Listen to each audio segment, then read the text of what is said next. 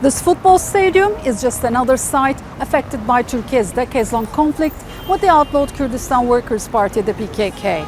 In 2016, an attack claimed by a PKK-linked group killed 46 people.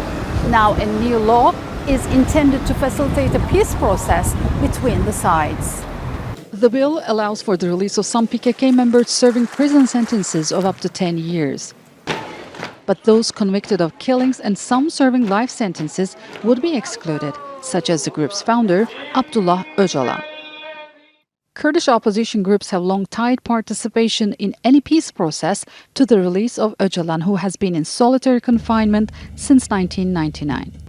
The legislation also applies to the broader network linked with the PKK, known as the Kurdistan Communities Union, to prevent it from carrying out its activities through regional affiliates.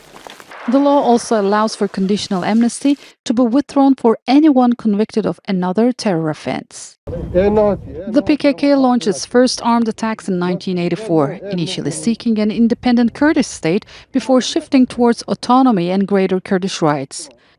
The conflict has spread beyond southeastern Turkey and across the borders into Iraq, Syria, and Iran. PKK-linked armed groups operate in those countries and have come into conflict with the Turkish state and other regional governments.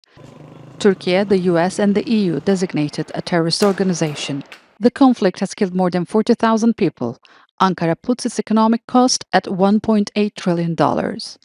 The latest peace initiative began in October 2024. That's when nationalist leader and government ally Devlet Bahçeli, an opponent of a previous peace process which collapsed in 2015, called for a new one. The pro-Kurdish rights Dem Party backed the initiative.